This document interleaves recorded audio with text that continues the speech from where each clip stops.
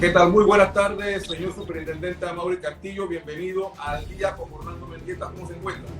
Muy bien, Orlando, qué gusto saludarte y poder compartir contigo en tu programa. Veo que has estado muy activo en las últimas semanas y eso es muy importante para poder compartir con la gente información relevante sobre los distintos aspectos en una coyuntura pues, como la que estamos viviendo.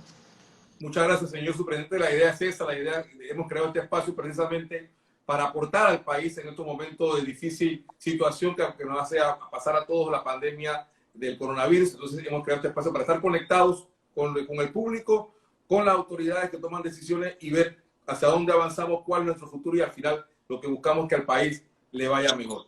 Señor Superintendente, vamos a empezar nuestro conversatorio de la tarde de hoy.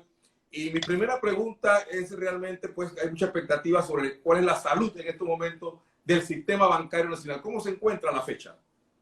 Muy bien, Orlando, muchas gracias. Pues tengo que compartirles, afortunadamente, digamos, la crisis toma al sistema bancario en su conjunto en una muy buena posición de solidez financiera, es decir, con niveles adecuados de solvencia, con niveles adecuados de liquidez a nivel de todo el sistema, por lo cual le permite, de alguna manera, poder gestionar una situación de esta naturaleza tan complicada, particularmente en términos de liquidez, por un lado, y por el otro lado, de la gestión del riesgo de crédito, que son dos elementos fundamentales.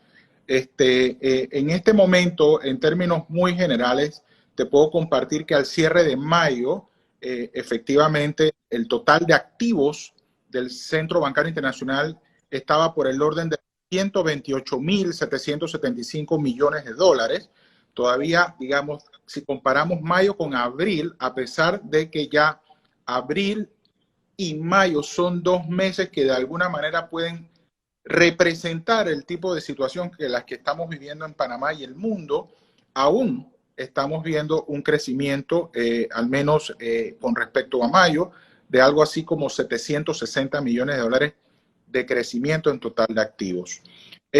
También yo creo que vale la pena resaltar, digamos que en términos de liquidez, el centro bancario en su conjunto sigue arrojando una cifra que prácticamente dobla el mínimo legal regulatorio, al igual que en términos de adecuación de capital, también estamos viendo, digamos, niveles muy sólidos en términos de solvencia. Cuando hablamos de estos fondos, para que también entiendan nuestros seguidores, ¿de cuánto estamos hablando? ¿Cuál es el nivel mínimo de liquidez que se establece y cuánto eso representa el dinero, señor Superintendente? Bueno, no, en realidad son indicadores, pero el mínimo, digamos, en términos de la liquidez legal, estamos hablando de un 30% versus un 63% que de alguna manera está registrando los resultados que tenemos, de los cuales hemos tenido ya conocimiento al cierre de mayo, lo cual en realidad sobrepasa el doble. Y en términos de solvencia o adecuación de capital, estamos hablando igualmente de un 8% como mínimo, y el promedio anda por el orden del 15.6, 15.8%, lo cual nos da, tranquilidad. Y esto es muy importante, Orlando, y compartirlo con tus espectadores, porque en gran medida la Superintendencia de Bancos en los últimos años ha venido adoptando las mejores prácticas internacionales, los mejores estándares internacionales. Y eso es lo que ha permitido que ningún país está necesariamente preparado para una situación como una coyuntura como la que estamos viviendo, pero precisamente el haber tenido esas fortalezas en términos de, solvencia y de liquidez, nos toma en una posición mucho más ventajosa para poder gestionar una situación de esta naturaleza que le pone muchísima presión, digamos, a la liquidez, no solamente de los bancos, sino de las familias, de las pequeñas, medianas, grandes empresas, y no nos olvidemos de los micros y emprendedores también, que todos... Señor superintendente, esa solidez comparativamente con otros centros bancarios de la región o de Europa, ¿cómo está? O sea, se ve que estamos sólidos, pero frente a los otros escenarios. Mira, aquí, y la pregunta es muy válida, Orlando, porque es que no es fácil poder compararnos. Es decir, si nosotros vemos la solidez financiera del centro bancario panameño, pero desconociendo que en otros países existen mecanismos propios, digamos, de un banco central, propios de una red de seguridad financiera, propios de políticas monetarias y políticas fiscales agresivas en el sentido de poder incentivar el crédito o incentivar la liquidez en la economía en cantidades extraordinarias, pues obviamente que si no tenemos eso, tenemos que buscar los mecanismos que están al alcance, digamos, de un regulador bancario, que son básicamente medidas prudenciales. Y eso es lo que hemos estado haciendo desde el mes de marzo, tratando de darle al mercado herramientas lo suficientemente flexibles que le permitan a los bancos y a sus clientes llegar, digamos, a modificar los términos y condiciones originalmente pactados en sus obligaciones crediticias. Por lo que lo dice el señor superintendente, la salud financiera del sistema bancario, el centro bancario de Panamá es óptima y pareciera que ningún virus le ha pegado.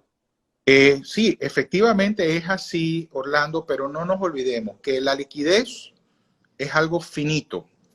Entonces, entre más se extiende una situación como esta, y para, digamos, para mejor claridad de quienes nos escuchan y nos ven, obviamente una moratoria extendida más allá de lo razonable para un país que no tiene esos otros mecanismos de política monetaria, por ejemplo, o de ayudas en términos del gobierno a través de programas de garantía gubernamentales, por ejemplo.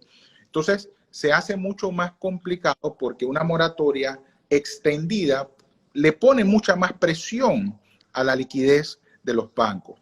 Y eso sí, nos encontramos aún, y es parte de la responsabilidad que tenemos nosotros como supervisores y reguladores del negocio bancario en términos de asegurar la estabilidad financiera del sistema, caramba, que tengamos los mecanismos que permitan de alguna manera solventar las situaciones, digamos, de liquidez que a medida que pasa el tiempo se le pone mucho más presión a la liquidez del sistema. Hoy día, la pregunta, contestándote, estamos bien, estamos tomándole la temperatura a cada uno de los bancos de manera diaria, pero por supuesto, en la medida que esta situación se vaya, como te digo, extendiendo en el tiempo, en la medida que, por supuesto, lo único cierto que hay es la incertidumbre en términos, digamos, de reapertura y de reactivación económica, porque lo que ha privilegiado de alguna manera, y por supuesto no podemos estar en contra, ha sido, digamos, poder lidiar con un tema de salud pública, que es donde las autoridades han puesto sus mejores y mayores esfuerzos, pero tenemos que empezar a mirar la salud de la economía y la salud también del sistema financiero en su conjunto. En ese sentido, señor superintendente, ha habido una moratoria que se ha aplicado, de hecho, en una primera fase por los propios bancos y ahora se aplica mediante una ley. ¿Cuántos de los créditos del sistema bancario están en estos momentos se han acogido en moratoria del sistema bancario?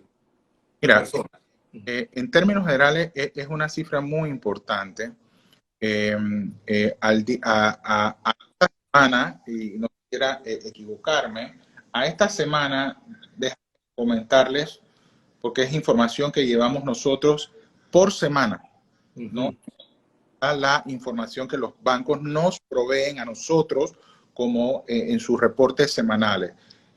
A la fecha existen 1.041.545 operaciones de crédito modificadas. ¿Ok? En términos generales es 1.045.545 individuos y empresas, pero no podemos dejar de ver que en ocasiones pueda que una misma persona pueda tener varias operaciones de crédito. Eso es muy natural. Pero ese monto, que no es poco, totalizan en términos, digamos, de montos o préstamos modificados, un monto que anda por el orden de los 27.211 millones de dólares. Eso es una cifra muy importante, muy importante. Y para un país como por supuesto que lo es muchísimo más. Pero creemos que las herramientas que le hemos dado a los bancos para que se pongan de acuerdo con sus clientes, pues de alguna manera permite pues cierto grado de flexibilidad, porque digamos, en estas cifras que te doy, ahí está la cartera de personas y está también la cartera corporativa. Están ambas carteras, porque no hicimos distinción. En algunos países, por ejemplo, se tomó la decisión de poder apoyar o darle un alivio a la cartera de consumo. Entiéndase los préstamos hipotecarios, personales, tarjetas de crédito, préstamo de auto.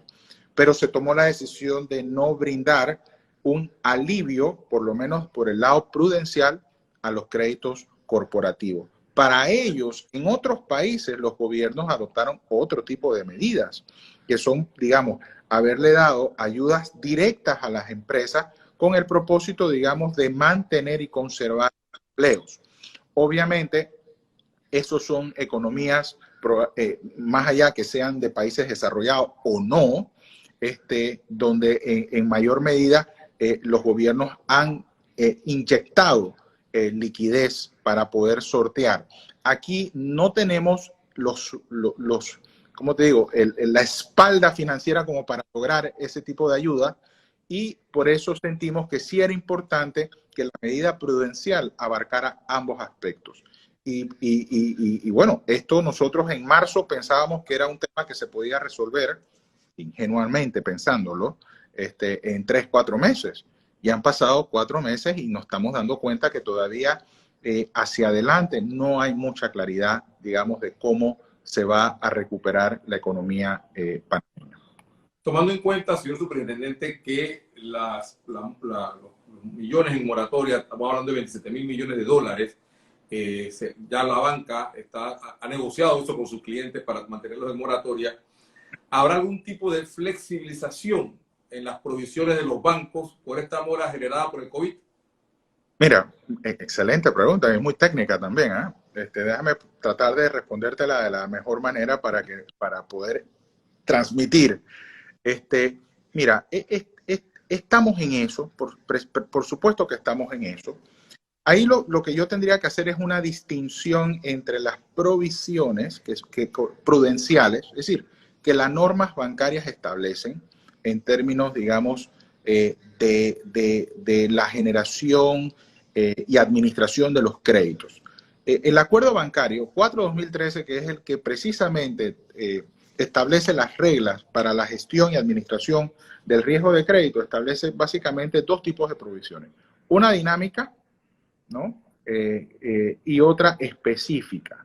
La dinámica, de hecho, es una especie de colchón anticíclico que se va formando o creando en función a épocas donde digamos, el dinamismo de la economía y la originación de créditos permite ir haciendo este colchoncito. Por el otro lado, las provisiones específicas se dan en función, digamos, a la calidad de la cartera, al nivel de morosidad, y por supuesto lo que pareciera que va a haber, sin duda alguna, sí es un aumento en la morosidad. Que dicho sea de paso, era un tema que ya veníamos lidiando. Es decir, el COVID lo único que ha hecho es acentuar y acelerar algunos procesos de deterioro.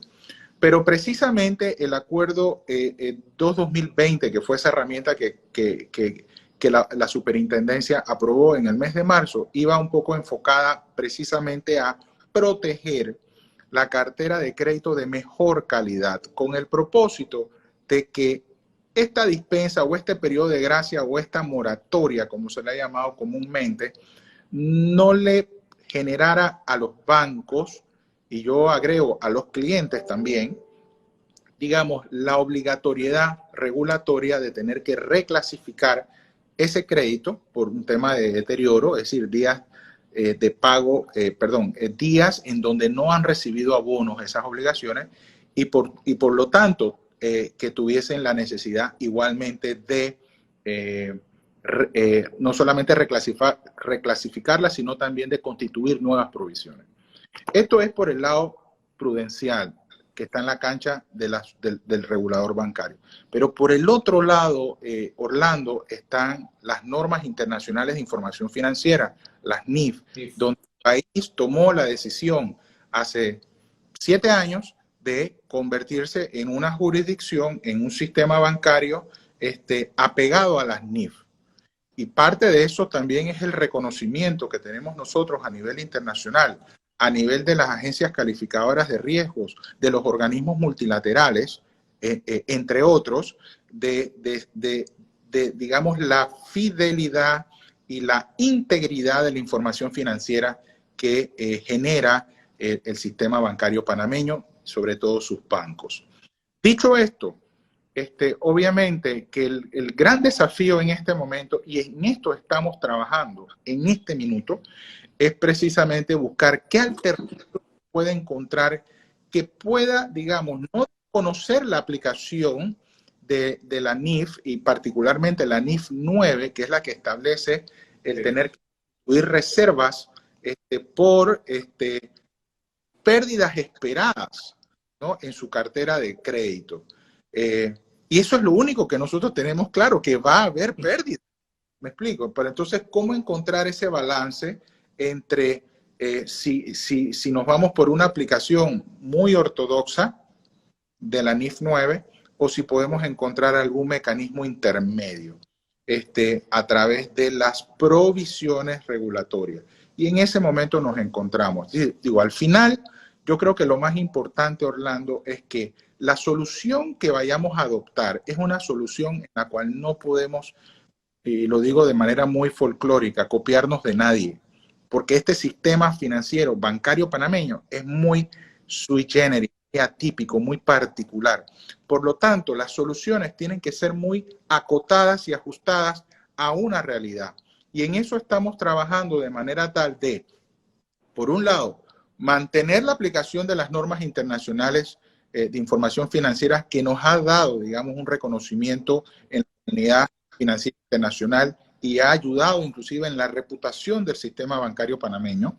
Y por el otro lado, caramba, ¿qué medidas podemos tomar de manera extraordinaria ante una coyuntura como inédita como la que estamos viviendo, pero que permita de alguna manera mostrar razonabilidad de la integridad y de la realidad de los resultados, digamos, de las entidades bancarias y del sistema financiero en su conjunto? Yo creo que eso es muy importante que lo tengamos muy claro y en eso estamos trabajando, inclusive con mucha interacción y comunicación con la industria. Sí, la siguiente pregunta va muy ligada al discurso del presidente, en el cual se mencionaron 12 acciones y una de estas 12 acciones eran 500 millones de fondos de liquidez de crédito para el sector bancario. ¿Considera usted este monto será suficiente, tomando en cuenta que me acaba pues, de decir que hay 27.000 millones de dólares en posible moratoria, mejor dicho, no en posible moratoria? No, mira, o sea, a ver, yo creo que el tema va más enfocado a la capacidad que tenga cada banco de poder gestionar adecuadamente esta coyuntura y gestionar sobre todo, digamos, el riesgo de crédito, donde nosotros estamos viendo pues un grado muy importante de esfuerzo que va a requerir de los bancos y del regulador también.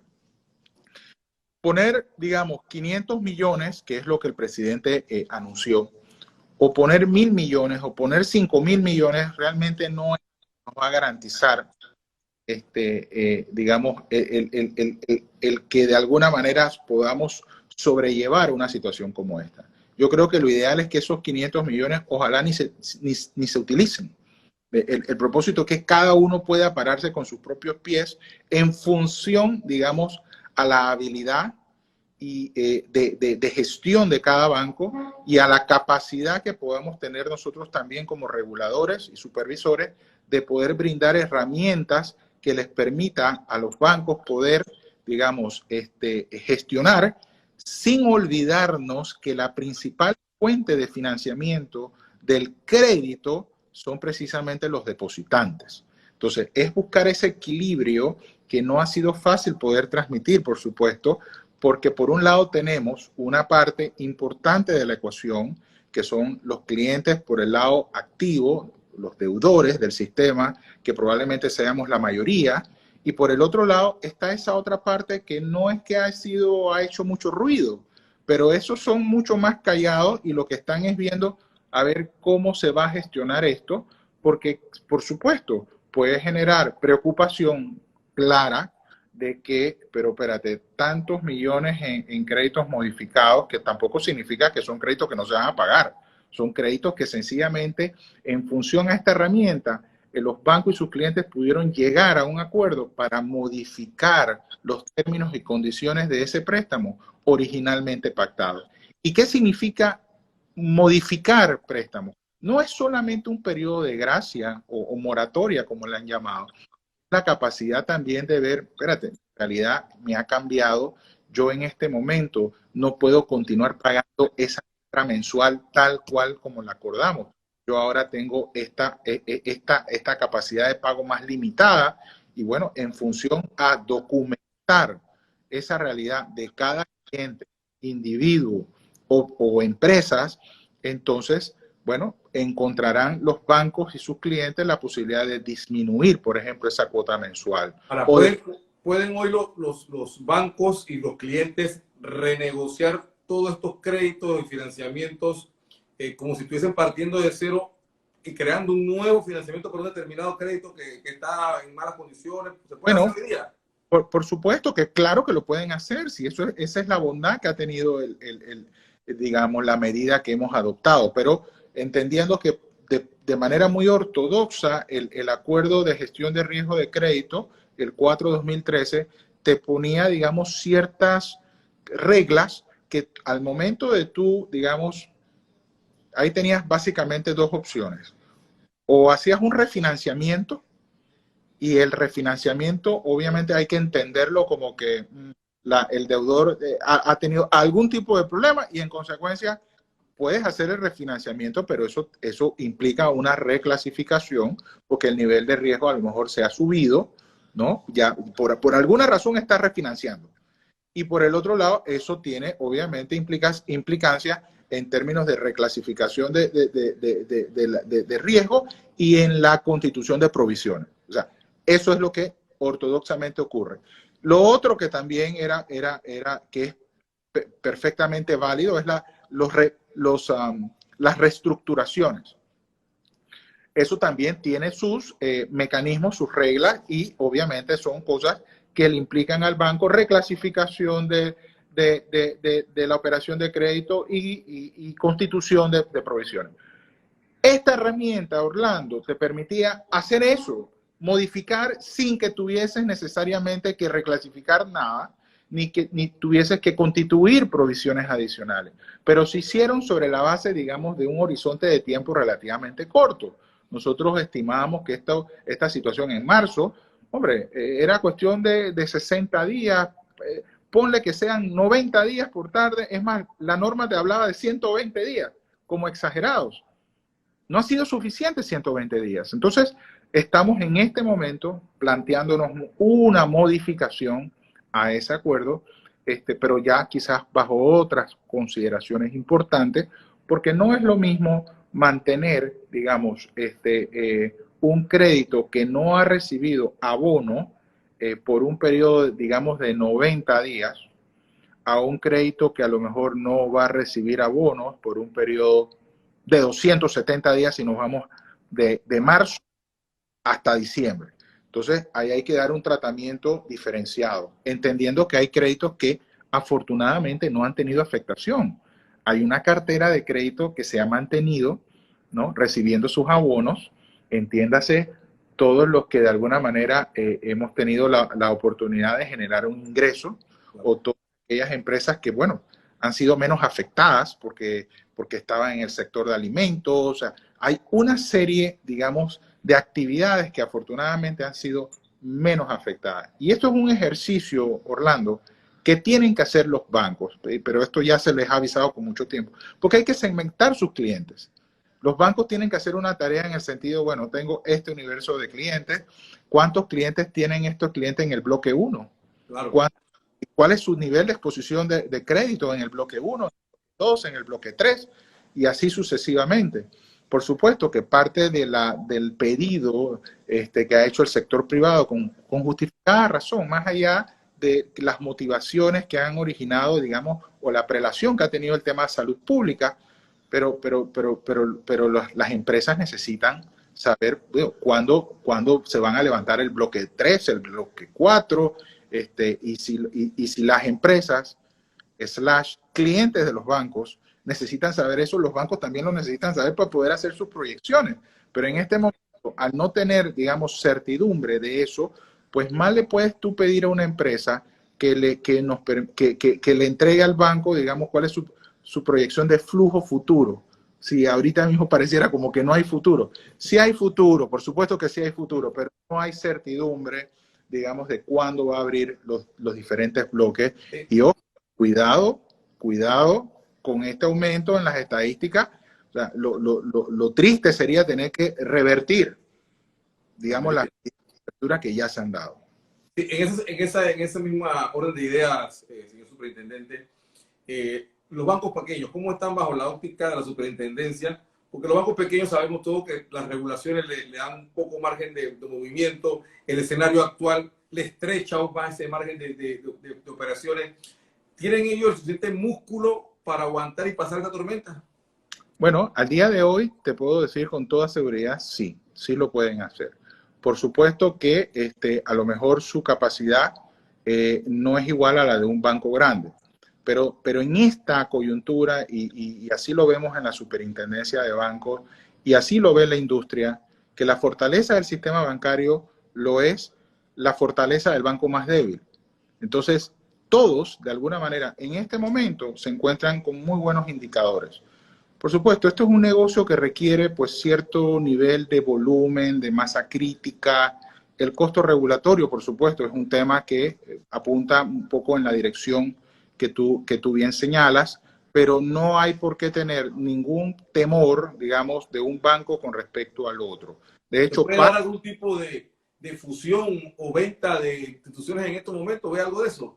Todo eso está sobre la mesa. De hecho, antes de esta pandemia, realmente ya ustedes están viendo, el mercado está viendo, digamos, un movimiento que va en la línea de la consolidación del sector. Es decir, todo eso va muy en línea en tratar de buscar, digamos, mayor masa crítica, buscar mayores sinergias, porque efectivamente es así. Ahora, yo soy muy de la idea de que todos los bancos, independientemente de su tamaño, tienen un rol que jugar. Tienen un rol que jugar. Por supuesto, una situación de pocos bancos, de pronto no es tan adecuado en términos de la competitividad que puede generar o de la competencia sana que se puede generar. De hecho, siempre es bueno tener esa diversidad de bancos en términos, digamos, de sus modelos de negocio. Hay algunos que están muy de nicho para, digamos, empresas de cierto tamaño. Hay otros que están, digamos, muy en el nicho de microcréditos, ¿no? Hay otros que son sencillamente bancos de bancos, es decir, son muy financial institution o clientes institucionales, y que le puedo comentar que afortunadamente son los que han visto este temporal, lo han visto pasar como de lejos. O sea, realmente, afortunadamente no ha habido un problema allí. Pero, en ese sentido, señor superintendente, en ese sentido, viendo que hay una solidez y hay en el sistema bancario, ¿cuál ha sido las utilidades que han registrado la banca hasta mayo, hasta la cifra que ustedes manejan? Bueno, las utilidades sí han registrado obviamente ya una baja. Déjame intentar para no no equivocarme, pero ya se está viendo una reducción en términos de las utilidades netas del sistema. Pero aún así, los bancos siguen, digamos, en una posición relativamente buena. Es claro de que no todos los bancos, y esto es muy importante a tu pregunta, por ejemplo, al mes de mayo la utilidad neta del centro bancario, es decir, bancos de licencia general e internacional, alcanza un total de 111 millones de dólares de enero a mayo, ¿no? Lo que corresponde a un incremento, todavía hay incrementos de 78 millones con respecto al mes anterior. Ahora, este crecimiento... ¿Contra el mismo periodo del año pasado lo tiene ahí? No lo tengo a la mano, pero también debemos recordarnos, Orlando, de que el año pasado tampoco fue que el mejor año. O sea, siempre, digamos, las utilidades y el desempeño del centro bancario, del sistema bancario, va muy acompañando al desempeño de la economía. Entonces, la economía del año pasado fue creciendo, pero a un menor ritmo. Y eso obviamente que los resultados del centro, a pesar de que sigue habiendo un incremento en el total de activos, como te mencioné al inicio, sigue habiendo también una utilidad neta en crecimiento. No todos los bancos, esto no son cifras que por parejo todos los bancos están ganando. Hay unos que ganarán más porque tienen, digamos, un volumen de clientes importante, tienen, digamos, temas de eficiencia operativa muy bien calibrados, y hay otros bancos que ganarán menos. Entonces, también es importante no hacer estas generalidades que a veces los bancos se están ganando un mundo de plata. No todos los bancos se ganan un mundo de plata. Es que la pregunta de las utilidades se la hago, señor superintendente, porque en épocas como esta, donde los bancos requieren reforzar su capitalización, la pregunta es si se ha establecido o se implementará alguna restricción para el reparto de dividendos en los bancos, ya que si los accionistas se llevan el dinero, obviamente los bancos van a perder fortaleza y solvencia. Sí, por supuesto que sí, y en ese tema ya lo hemos venido discutiendo con la industria. Hay restricciones, de hecho, para la distribución de utilidades. Por ejemplo, para aquellos bancos, y así lo establecimos, eso es público, para aquellos bancos que hagan uso de esa provisión dinámica que mencioné hace un momento, que funciona como un colchón anticíclico. Bueno, el que haga uso de esa provisión, obviamente tendrá una restricción respecto a la distribución de dividendos, hasta tanto no restituya la provisión que se había constituido y de la cual pudo haber hecho. Por supuesto, son tiempos también que el sentido común, que es el menos común de todos los sentidos, aconseja efectivamente fortalecer patrimonio. Consecuencia, en la medida que efectivamente los bancos, y lo estamos viendo, Orlando, sencillamente dos cosas importantes a tu pregunta. Uno, claramente tiene que haber un plan de capitalización, que normalmente lo existe, pero en un momento como este lo exige más, por un lado. Y dos, ¿cuál es el plan también de constitución de provisiones? Es decir, son dos cosas que van a tener que ir van de la mano. Probablemente sí, no será, digamos, en los años, me refiero de aquí para adelante, donde vamos a ver muchas utilidades, o por lo menos los accionistas van a ver, digamos, un retorno de su inversión muy rápidamente, sino que serán los momentos en donde hay que entender que la realidad exige y demanda patrimonios mucho más sólidos, y en consecuencia es el momento de apostar a eso y no necesariamente retirar utilidades no distribuidas utilidades digamos, del año en curso. De hecho, también hemos hecho hasta una distinción en esa misma línea de pensamiento. No nos olvidemos también que existen digamos, las acciones comunes, que es básicamente lo que te estoy hablando, pero también hay acciones preferidas. Las preferidas nosotros hemos hecho una sutileza porque claramente no dejan de ser inclusive obligaciones de los propios bancos para con inversores. Entonces, ahí hemos querido hacer una distinción porque no es lo mismo las acciones comunes, entiéndase, digamos, la plata del accionista del banco, de aquellos otros, más allá que puedan ser instrumentos interesantes para también captar recursos o dinero, plata fresca, como se le dice, pero sí son obligaciones de los bancos y a esa le estamos dando, digamos, un tratamiento distinto. A eso sí le van a pagar dividendos. O sea, digamos, no hay restricción. Para esas, perfecto. ¿Dónde quedan, señor superintendente, todas las nuevas regulaciones que venían ya a implementarse para las bancas, inspiradas mucho en el tema de Basilea? ¿Se han detenido? ¿Continúan su curso? ¿Cómo se va a manejar eso? Y mira, yo creo que es importante precisarles a ustedes que el esfuerzo que ha hecho la Superintendencia de Bancos y los propios bancos en implementar estas medidas que obviamente le han permitido a la banca encontrarse en una buena posición financiera, como lo dije al principio.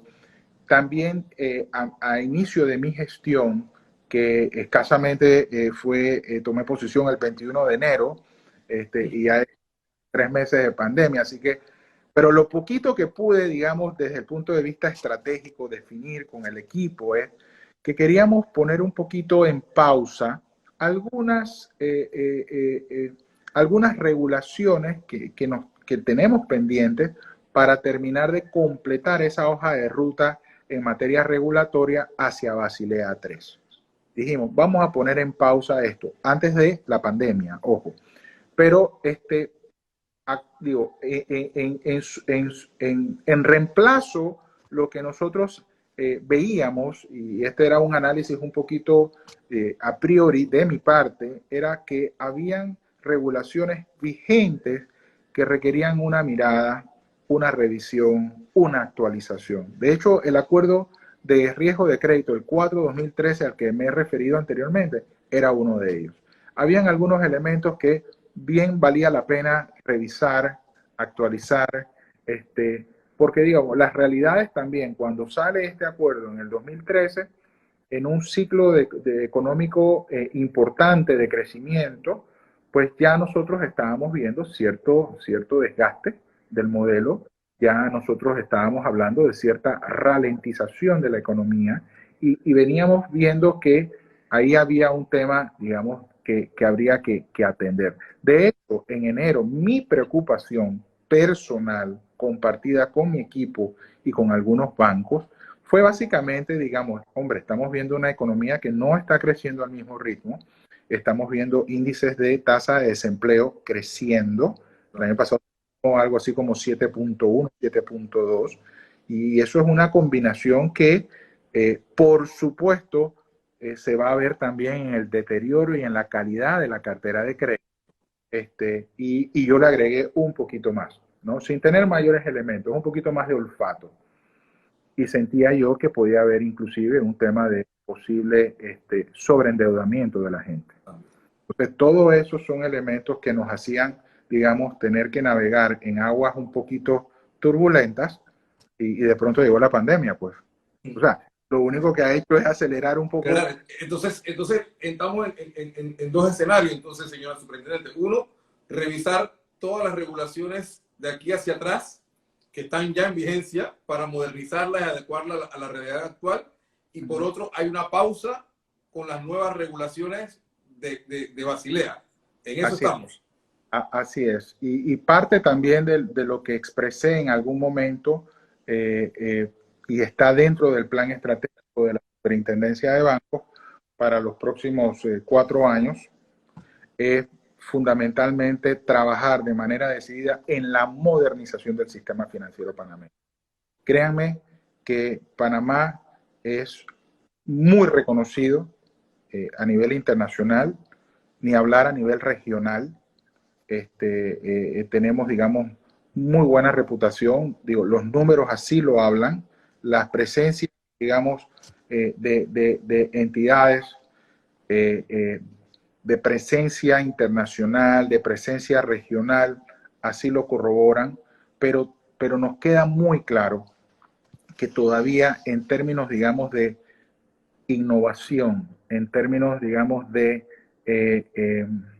nuevas tecnologías, estamos todavía, digamos, muy rezagados. Por eso es que nos hemos puesto como meta trabajar en un marco legal que permita establecer en Panamá una ley general para el sistema de pago y para los medios de pago.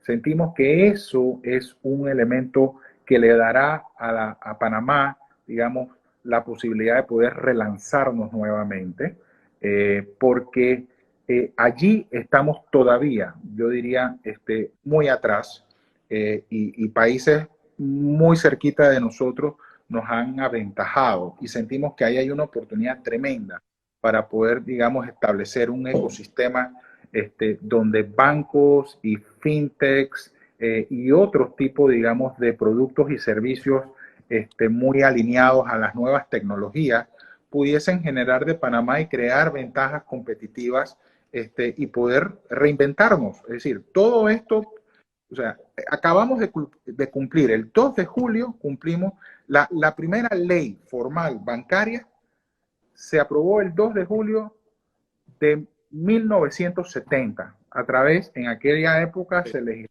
a través de los decretos de gabinete. Y ahí, y un grupo de panameños visionarios, entre ellos el doctor Nicolás Jardito Barleta, don Noni de la Osa, Gabriel Castro, y entre otros, trabajaron, digamos, en lo que dio vida a Panamá como un centro bancario internacional. Y tuvo digamos, el momento también fue inmejorable, la posibilidad de atraer entidades, digamos, de clase mundial, de Europa, de Estados Unidos, de Asia. En ese sentido, señor superintendente, ¿hay algún trámite en estos momentos para la llegada de nuevas instituciones bancarias al territorio panameño, sean de la región o de otros continentes? No, mira, ahorita mismo la última licencia aprobada que lo divulgamos como correspondía es la del banco IB, que es el banco, digamos, más grande del mundo en términos de su valorización de mercado. Lo que se está dando en este momento, que son varias solicitudes, son grupos que están viendo en Panamá la posibilidad de poder consolidar sus operaciones a través del establecimiento de sus holdings. Y eso también representa para el país una oportunidad muy importante en términos de consolidación de grupos. Una especie de hub. Es como especie de hub. Hub bancario ahora. Por supuesto, yo diría bancario y financiero, porque muchas también están no solamente en la banca, están en el mercado de capitales, están en el mercado y se están viniendo para acá esas matrices, lo que le pone también a la superintendencia. ¿En qué regiones, señor superintendente, están interesados? ¿Qué áreas? Si me puede decir, ¿no? Hay grupos, digamos, de Latinoamérica, particularmente, que tenían operaciones, que consolidaban sus operaciones en centros, digamos, del Caribe, otros consolidan sus operaciones en Europa, y lo que están viendo sencillamente es traerse todo eso para acá.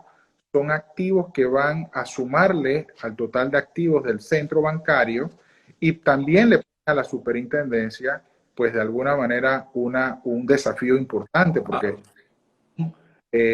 operaciones que nos va a corresponder a nosotros ejercer la supervisión de origen, y no es lo que le tenemos temor, al contrario, nos complace mucho esa responsabilidad, pero también lo que estamos viendo es ese interés renovado, ¿no?, de ciertos grupos a pesar de la situación y la coyuntura, en realidad eran temas... A pesar de las listas negras, ¿no? A pesar de listas discriminatorias, nos siguen viendo bien. El tema de la lista discriminatoria, Orlando, yo creo que es también importante darle un énfasis. Eso es que o sea, no acaba.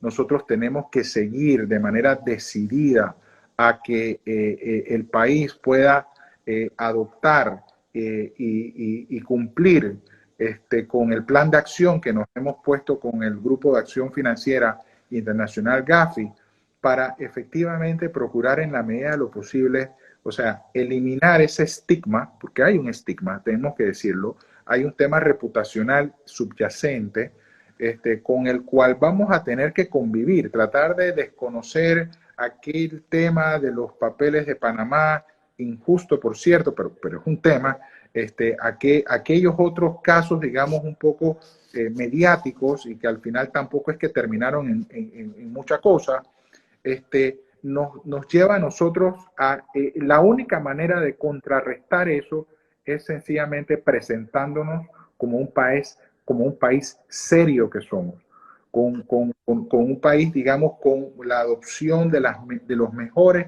estándares internacionales y que nuestras instituciones funcionen. Nosotros hemos hecho un esfuerzo porque en la superintendencia de banco seamos y se nos perciba como una autoridad técnica que somos. Me Alejado. está preguntando, señor superintendente, nos pregunta Ernesto Bazán, que está en sintonía, ¿cómo están realizando la supervisión remota? Sí, muy buena pregunta y saludos para Ernesto. Mira, en efecto, en esto también nos ha tocado muy rápidamente reinventarnos y poder hacer ajustes a nuestros procesos de supervisión. Nosotros hemos dicho que seguiremos haciendo inspecciones in situ de manera remota. Agarre ese trompo con la uña. Pero básicamente lo que dice es, hay un proceso que normalmente hacíamos presencialmente en el banco, hoy día con el ánimo, con el mejor ánimo de salvaguardar la salud de los colaboradores del banco y la salud de nuestros colaboradores, estamos procurando, uno, el número de inspectores que normalmente enviamos a una inspección integral, dependiendo también el tamaño del banco, ya no es ese número ya no existe, es un número muy reducido. Y dos, estamos también, cuando vamos al banco, son por temas muy puntuales. Estamos en este momento realizando estas inspecciones, como le dije, in situ, de manera remota, requiriéndole información al banco, el banco generando la información, buscando los mecanismos donde se pueda, digamos, subir a una nube, donde la super pudiese eventualmente acceder a la información. Y si no es posible, bueno, tendríamos que ir a los bancos muy puntualmente a requerir tal o cual supervisión, documentación. Un tema muy relevante también, Ernesto, es que le estamos dando una importancia al tema de la supervisión extra situ. Eso siempre ha existido. Es decir, la supervisión a los bancos no es solamente las visitas que nosotros hacemos en sitio.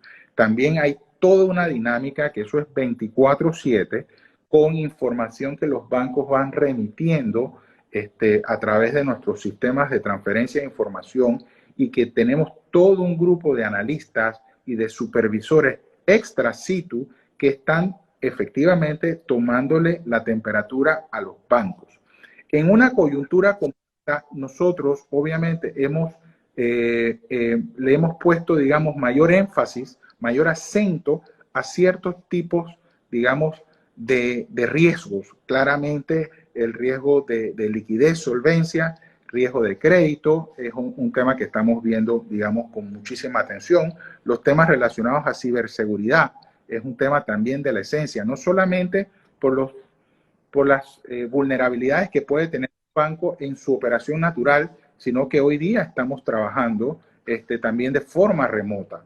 Y los bancos obviamente tienen que asegurarse que sus sistemas no sean vulnerados. La superintendencia... El tiempo es nuestro peor enemigo, se nos está agotando ya el tiempo, la verdad que llevamos más de 50 minutos, la verdad ha sido muy amena la conversación y muy nutritiva para toda nuestra audiencia.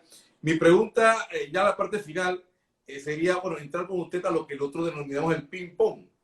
Yo le voy a decir a usted palabras o frases y usted me va a decir lo que se le viene a la mente. Okay. Sumisión. O sea, asegurar la estabilidad financiera del sistema. El tenis.